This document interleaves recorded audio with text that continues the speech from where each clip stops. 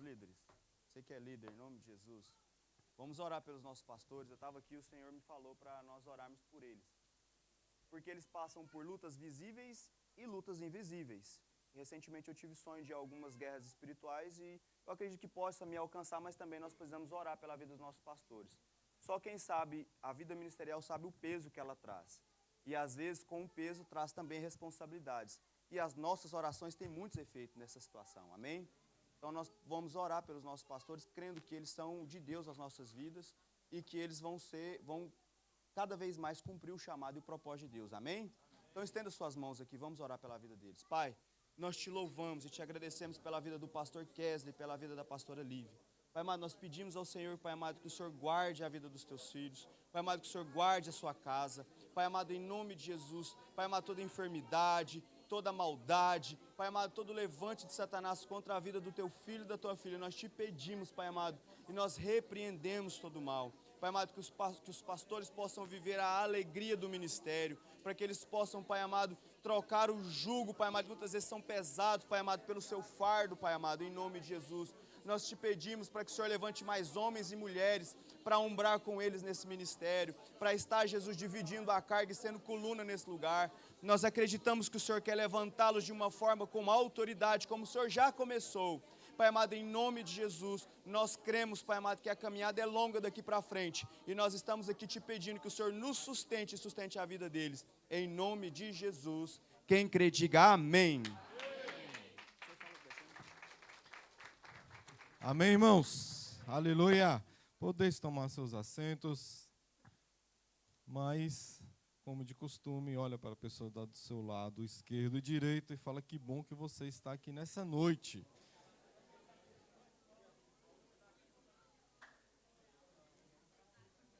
Amém? Quantos estão felizes? Quantos estão mais felizes ainda?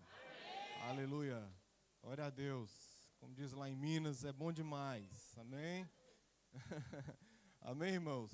Nós estamos agradecidos a Deus pelo que o Senhor Deus tem feito em nossas vidas, na vida da igreja. Nós temos sido ministrados nesses dias sobre mudança de nível. Você não acomodar com o nível que você está.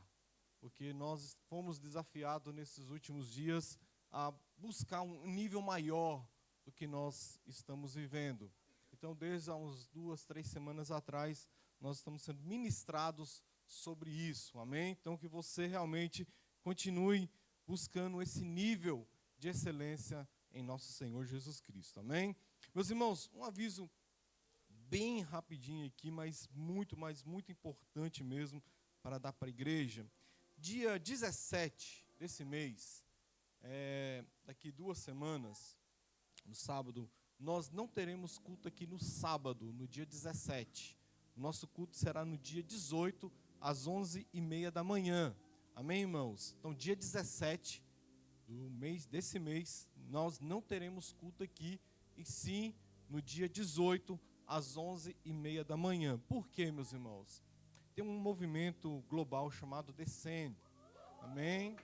E alguns irmãos daqui da igreja desejam estar presente nesse evento. Um evento muito grande, muito importante de evangelismo que vai acontecer ali em Belfast.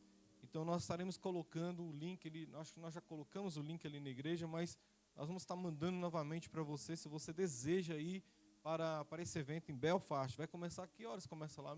12h e vai até 10 da noite. Amém? Então começa 12h e vai até às 10 da noite nesse sábado, nesse dia aqui, dia 17 de maio. Amém, irmãos? Então, nos procure se você deseja ir. Vai ser bênção, com certeza. Então, novamente lembrando, dia 17, por causa disso, nós não teremos culto aqui nesse dia e o culto será no dia 18. Amém, irmãos? Vamos abrir nossas Bíblias, então. As cartas aos Romanos, capítulo 6. Nós iremos ler do versículo 1 ao versículo 11. Amém? Cartas aos Romanos, capítulo 6, versículo do 1 até o 11.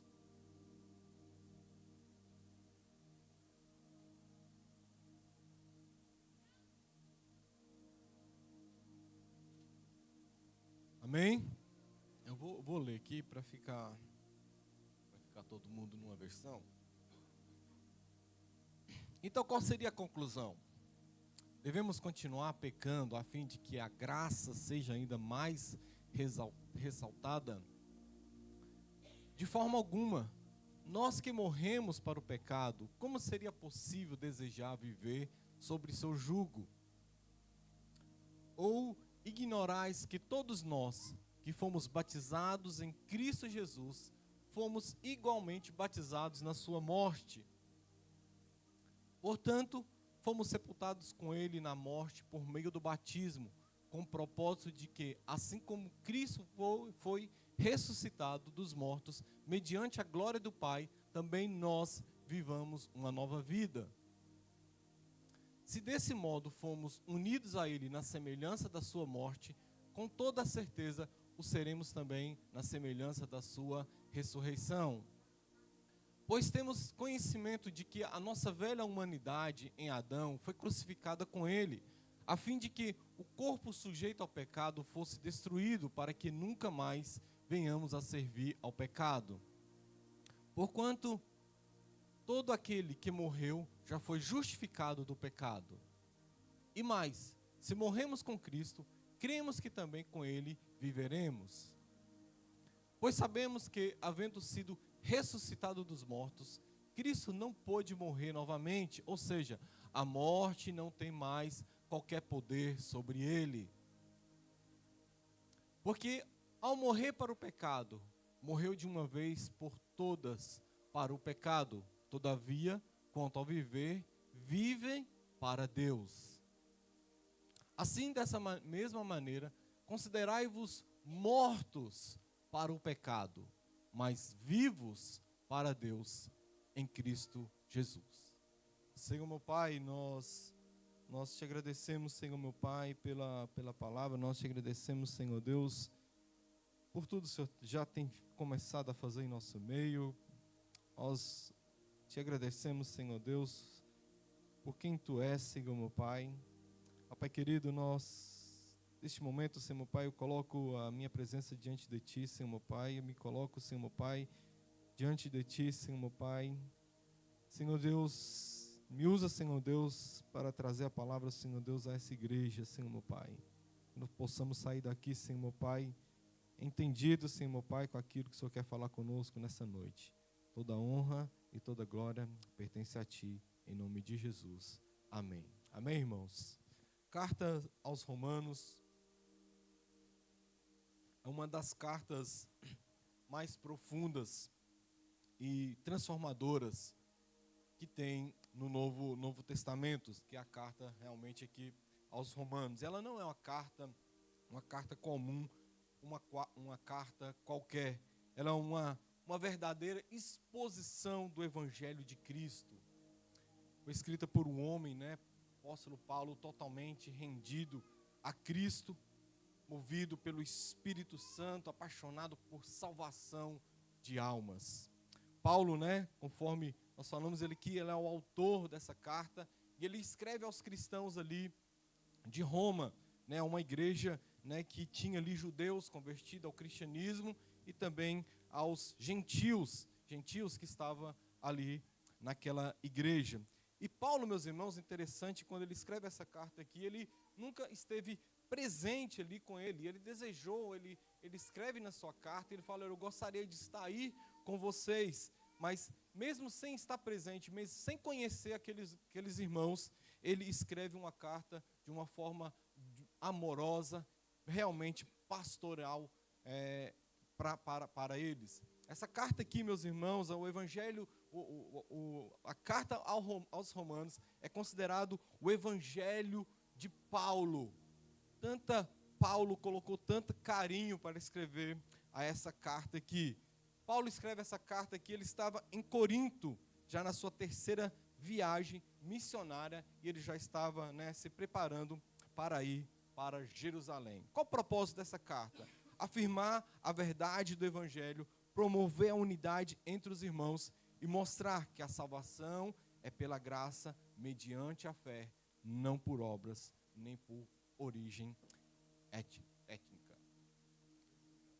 essa parte que nós lemos aqui, meus irmãos, aos Romanos, ela é uma resposta a perguntas que pode ter surgido quando Paulo menciona sobre a graça. E se você for ali no Romanos, no capítulo 5, no versículo 20, ao final do capítulo, você vai ver o que Paulo está falando ali, né? Que ele fala assim, aonde o pecado abundou, superabundou a graça. Algumas perguntas, né, podem surgir a partir dessa informação de que aonde o pecado abundou, superabundou a graça. E nós vamos ver o que Paulo tem a dizer sobre isso aqui. Paulo, meus irmãos, nesse capítulo 6, no versículo 1, né, ele vai falar, né, que diremos então? Quando ele fala isso, o que diremos então? Dá no sentido, né, que teve uma fala antes, exatamente o que está escrito que nós falamos aqui agora em Romanos, capítulo 5, versículo 20. Capítulo 5, versículo 20. Continuaremos no pecado para que a graça aumente. Muito provavelmente, meus irmãos, essa pergunta aqui, ela viria de dois grupos diferentes de pessoas. Primeiro, aquelas pessoas iriam ser céticos ou incrédulos, né, a respeito dessa afirmação que Paulo estava ministrando aqui, falando sobre que a graça, né, cobre o pecado. Essas pessoas, elas não iriam acreditar no que Paulo disse e tentariam encontrar falhas no seu argumento. O segundo grupo de pessoas seriam aquelas pessoas que não iria compartilhar realmente essa afirmação de Paulo, e elas iriam falar coisas que Paulo não compatia, Paulo não acreditava nessa visão. Talvez eles iriam falar o seguinte: olha, vamos pecar cada vez mais, né? Porque uma vez, né, que o pecado a graça superabundou, ao contrário, né? O pecado superabundou a graça, né? Se tem mais graça do que pecado, então, meu irmão, vamos pecar. Talvez um grupo de pessoas tenha falado dessa maneira, né? Mas nós vamos ver então o que Paulo realmente quis dizer. Primeira coisa que nós temos que considerar aqui, meus irmãos, que você tem que considerar-se morto. Você tem que considerar-se morto. Nesses 11 versículos que nós lemos aqui, nós vamos encontrar mais ou menos 15 vezes a palavra morte ou alguma palavra relacionada à morte. Mais ou menos, dependendo da sua versão bíblica que você está lendo, provavelmente vai aparecer 15, no máximo 16 vezes a palavra morte ou alguma palavra relacionada à morte. E nós aprendemos aqui, meus irmãos, que não tem como falarmos de ter uma vida nova em Jesus Cristo sem você estar morto. E aqui está a pergunta, a resposta para a pergunta: continuaremos no pecado para que a graça aumente? Paulo vai falar o seguinte: de modo nenhum, de jeito nenhum, de forma alguma, Deus me livre. Seria mais ou menos isso que Paulo respondeu. E aqui, meus irmãos, está o principal motivo pela qual nós não devemos pecar voluntariamente, para que a graça de Jesus aumente. Nós morremos para o pecado. Quando nós escolhemos, meus irmãos, viver no pecado, quando você escolhe viver no pecado, quando estamos mortos para ele, nós morremos para o pecado, mas você escolhe viver no pecado, é a mesma coisa, meus irmãos, de que você no período mais frio do inverno, você resolve desligar o aquecedor da sua casa. É a mesma coisa, meus irmãos, que você não fuma mais do que 25 anos e você decide comprar um maço de cigarro. É a mesma coisa, meus irmãos, seria a mesma coisa que uma criança que aprendeu a andar, ela chegar e falar, olha, eu não quero andar mais. Seria, meus irmãos, a mesma coisa que um escravo, que ele recebe a carta de liberdade, e ele chegar para o seu senhor e falar, eu quero voltar à escravidão. Para nós, meus irmãos, voltar voluntariamente ao pecado, ela é tolice e sem sentido. Fomos libertos do pecado, estamos mortos para o pecado. Como nós poderíamos então viver voluntariamente com o pecado? Falando em liberdade, essa liberdade em Cristo, meus irmãos, ela é uma liberdade meio que relativa. Você não é livre para fazer aquilo que você quer. Talvez você olhe o seguinte e fale, olha, se eu não sou livre para fazer o que eu quero, então eu não sou livre. Nós não estamos numa liberdade, nós estamos vivendo uma ditadura. Porque se eu não posso fazer o que eu quero, então isso não é liberdade, isso é opressão, isso é ditadura. Mas eu quero dizer para você, se você é livre para fazer tudo aquilo que você quer, você não é livre, você é escravo. Se você pode ter liberdade de deitar com uma pessoa, de ter relação sexual com uma pessoa, mesmo não casada, isso não é liberdade. Você é escravo da imoralidade. Se você se acha livre para usar todos os tipos de drogas,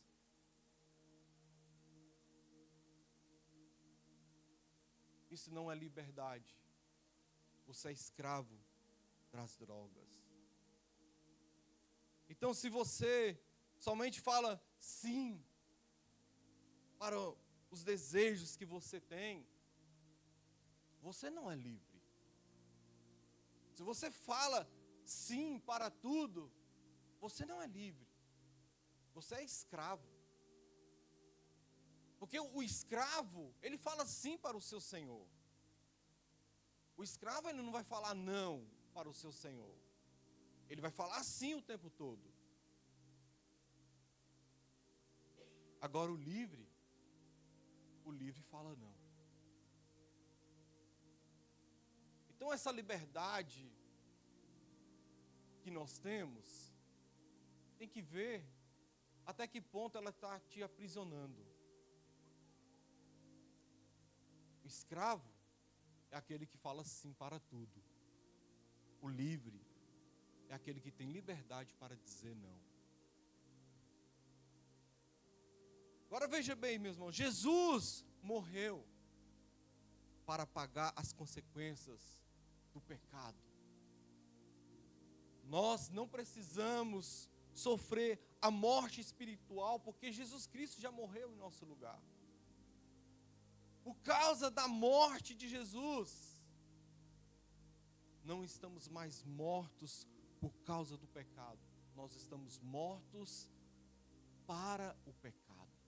Nós não estamos mortos por causa do pecado. Nós estamos mortos para o pecado.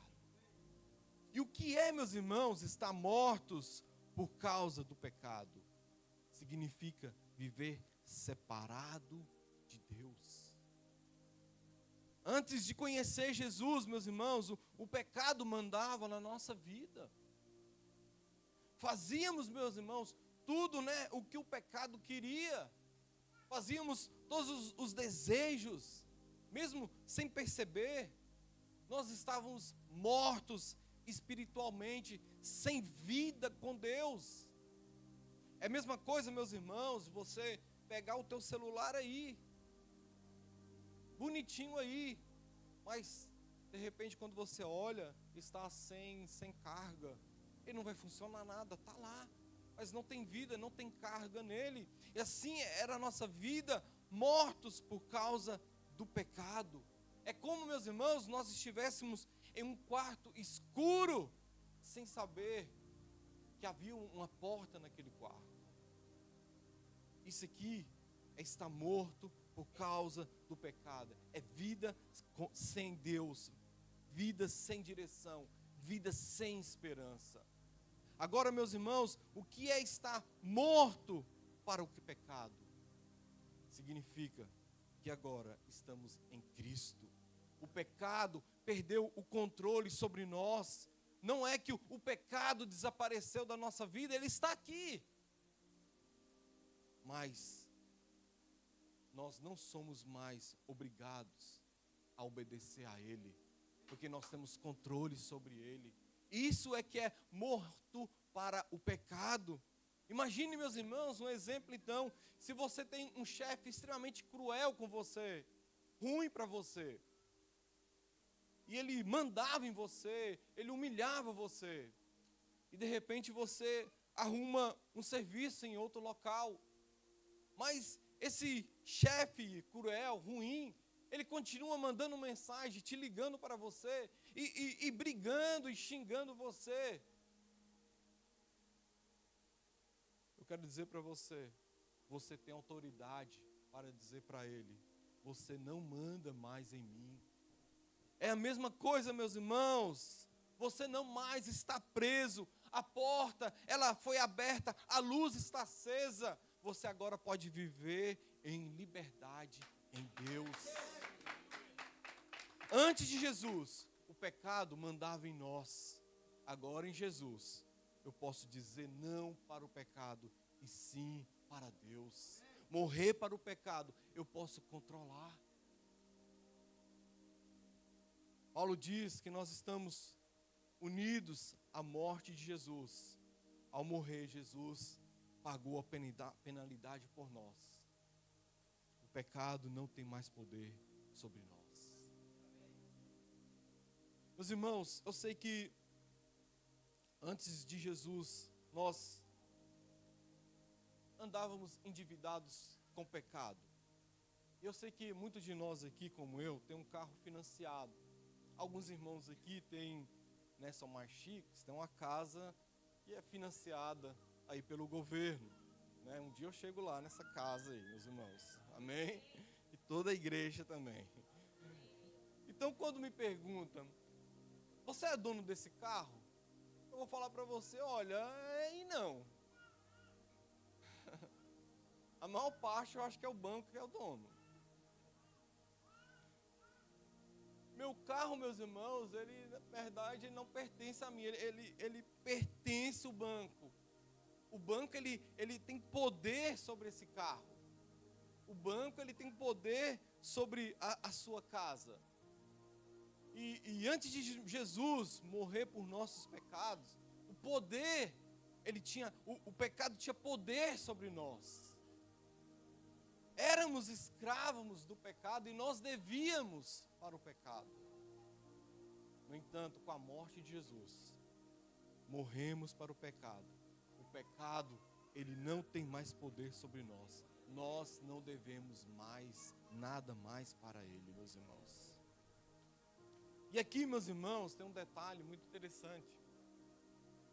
Comum entre nós, que nós fazemos muito.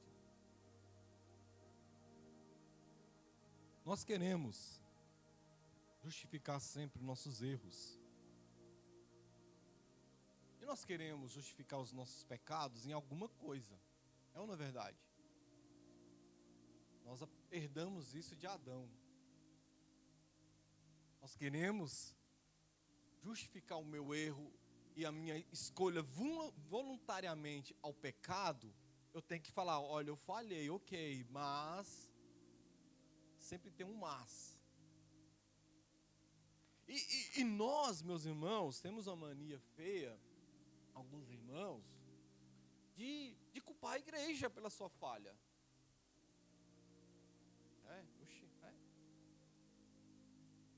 Eu já compartilhei isso aqui uma vez com a minha mãe, meu irmão. A minha mãe está chegando aí, vocês vão conhecer ela.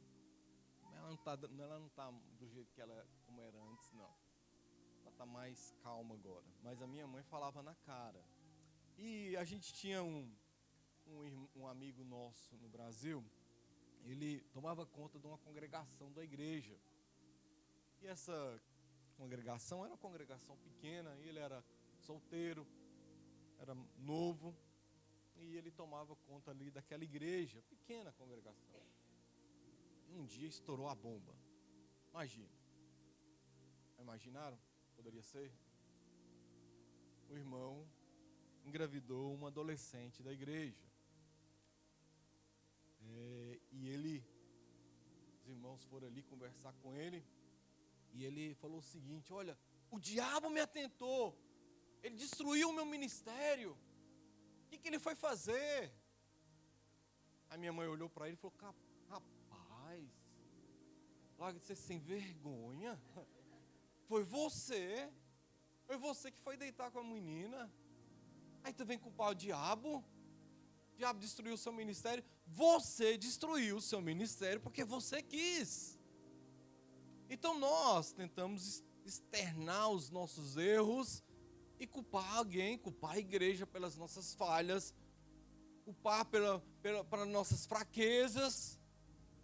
Porque você está fraco espiritualmente, é porque o líder não vai na sua casa, não manda mensagem para você. Não é porque você não lê a Bíblia, não é porque você não ora, não é porque você não medita, não é porque você tenta aumentar o nível espiritual, não é. É por causa que o líder da igreja não liga para você. É ou não é? É porque o líder passou por você no mercado e ele estava cheio de compras, com criança de um lado e gente do outro, e ele não olhou você. Aí você fez biquinho. Aí a culpa da sua fraqueza, dos seus pecados, é por causa desse abençoado desse líder, que naquele dia não olhou e não falou: bom dia, boa tarde, tudo bem com você? Nós temos uma mania de falar o seguinte: olha, a igreja está fraca, a igreja está isso, olha, mas é isso aqui. Opa, espera lá, você, não eu, você. Não vem me botar na sua fraqueza não, meu irmão. Você está assim, eu não. É, porque tem uns irmãos que falam: olha, a igreja não está buscando a Deus, a igreja é isso, a igreja está em pecado. Fala assim, meu irmão: olha, eu estou em pecado, eu não estou buscando a Deus. Não vem colocar o coletivo, posso falar assim? Não vem usar a galera não, meu irmão. Não faz com esse dedo assim não, volta assim, ó. Esse aqui não faz isso.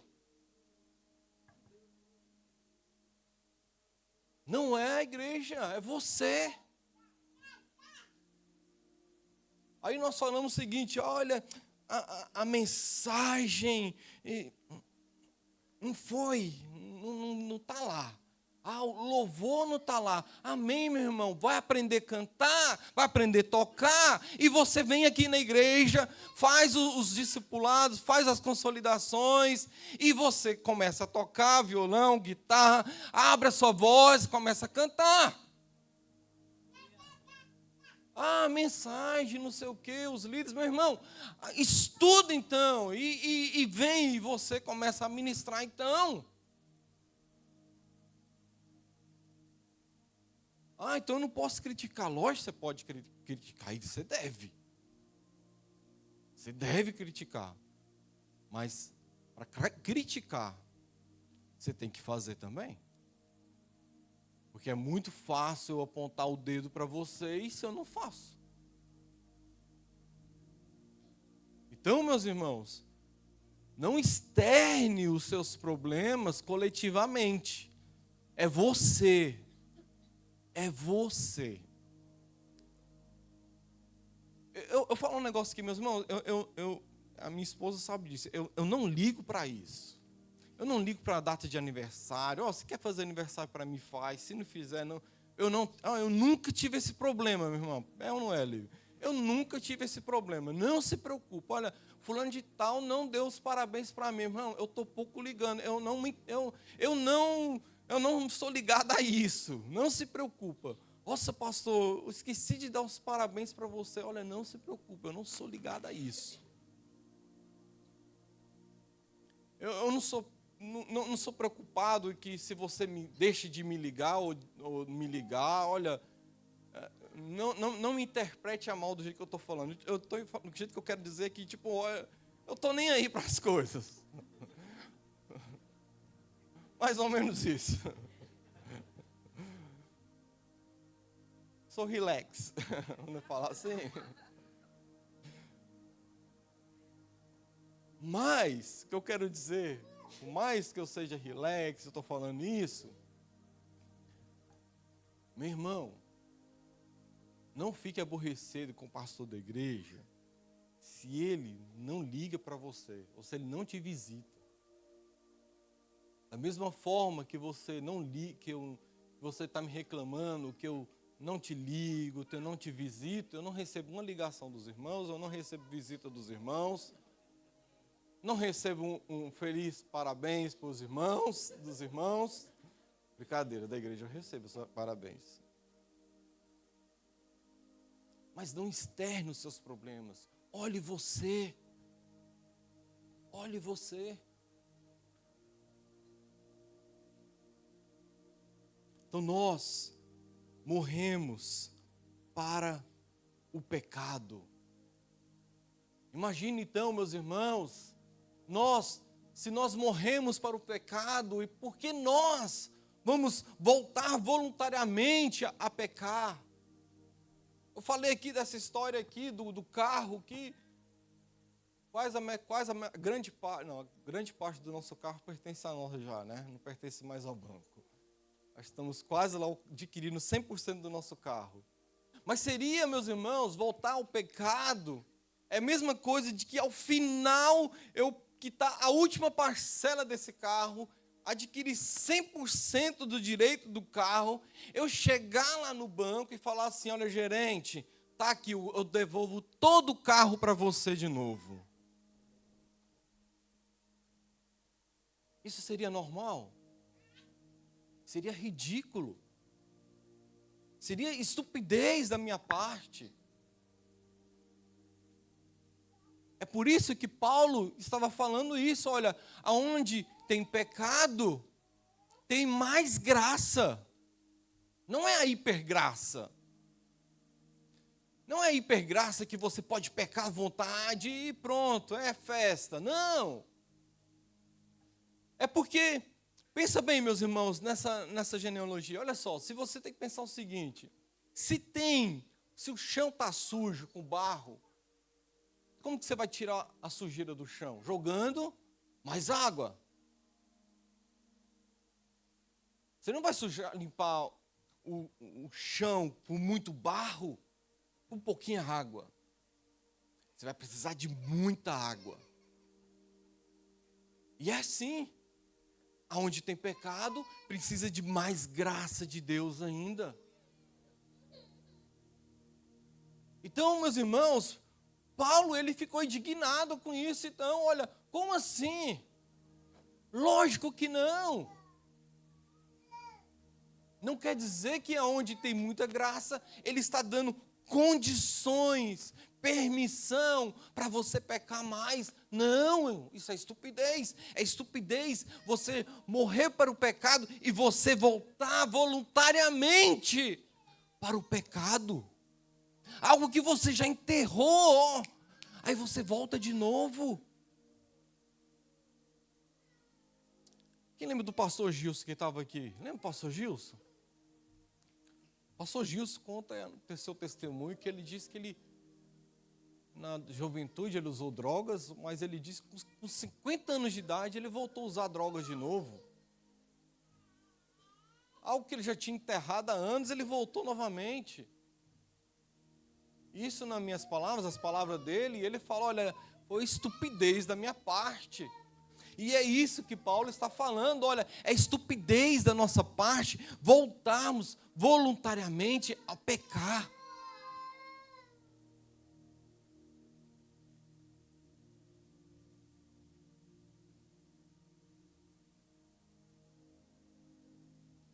Cristo pagou um alto preço para nós. Para você achar que está no direito, para nós acharmos que estamos no direito e nós voltarmos a pecar. Pastor, eu tenho que viver como santo. Eu sei que não é fácil. Eu não sou santo. Eu erro, eu falho a todo instante também. Mas que nós possamos sair daqui. Que você morreu para o pecado. Você morreu para o pecado. Eu gostaria de encerrar aqui, mas eu gostaria de, antes de nós irmos para a ceia, mas eu gostaria de trazer uma história para os irmãos. Essa história que um jovem, ele matou um jovem adolescente em uma cidade. E o pai desse jovem era o juiz da cidade, um juiz bem influente, um juiz bem poderoso. E esse rapaz foi preso.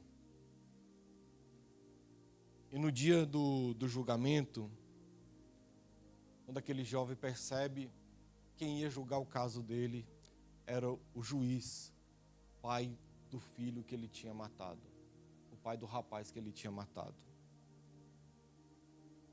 Naquele instante, então, aquele rapaz pensou, olha, já fui condenado, porque quem vai julgar o caso aqui é o pai do menino que eu matei. Mas, para surpresa, o juiz inocentou aquele rapaz. E quando ele inocentou aquele rapaz, ele chegou nele e falou o seguinte, olha, eu estou convidando você a morar na minha casa, a dormir no quarto do meu filho. Estou convidando você a sentar na mesa conosco. Estou convidando você a herdar todas as nossa herança. Estou convidando você a desfrutar de todas as mordomias que o meu filho tinha. Eu estou passando para você. E a pergunta que eu faço aqui, meus irmãos, em qual mente humana, uma mente sã humana, iria aceitar uma coisa dessa, iria fazer uma coisa dessa, uma proposta dessa? Eu não iria fazer. Eu acredito que ninguém aqui nessa sala iria fazer. Mas teve alguém que fez. Deus fez. Ele deu o seu filho Jesus. E hoje Ele te chama para ser membro da família dele. O nosso Jesus, Ele nos adotou. E hoje nós desfrutamos de todos os benefícios que esse Deus pode deixar para toda a sua criatura. Eu gostaria que você ficasse em pé.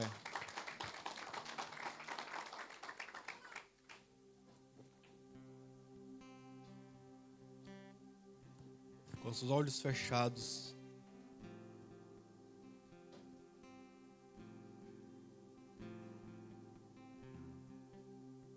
Feche seus olhos.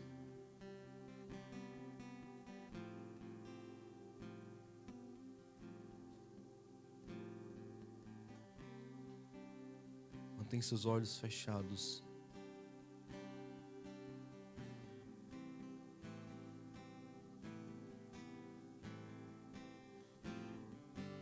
Antes de Jesus, nós não conseguíamos evitar pecar. Em Jesus, não precisamos mais pecar. Não somos mais escravos do pecado. Viva a sua vida, uma vida viva. Em Jesus, nós estamos debaixo da lei, e certamente não está debaixo do pecado. Você está debaixo da graça.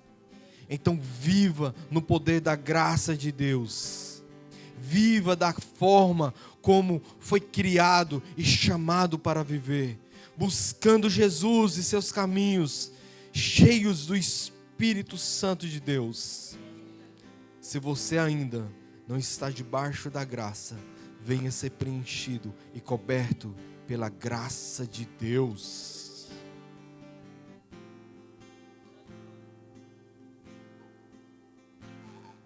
Oh Jesus.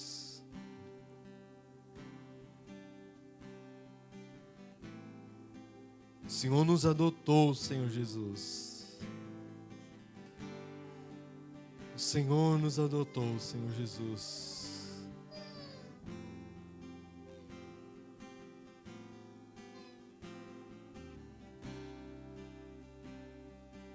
O Senhor nos ama, Senhor Jesus.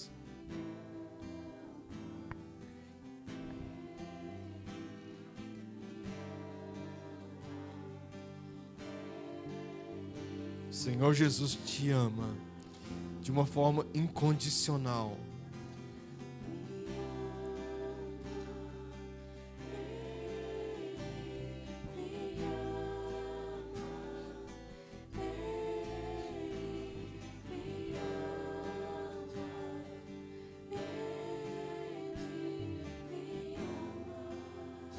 Você pode cantar mais uma vez? Cristo te ama, Jesus te ama. Os homens podem desprezar você, as pessoas desprezam você, mas sinta-se abraçada agora pelo poder de Deus. Sinta abraçado por esse Jesus. Sinta-se abraçado pela graça de Deus. Estamos debaixo da graça de Deus.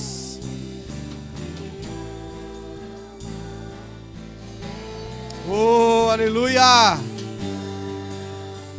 Cristo nos ama, me ama, me ama.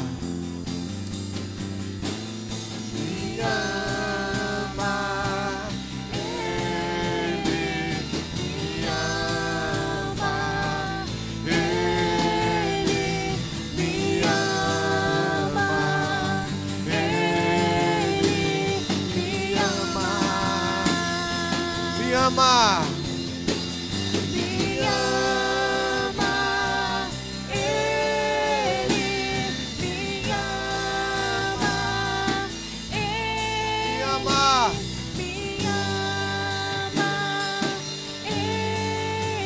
Jesus, aleluia. Enquanto o louvor continua adorando,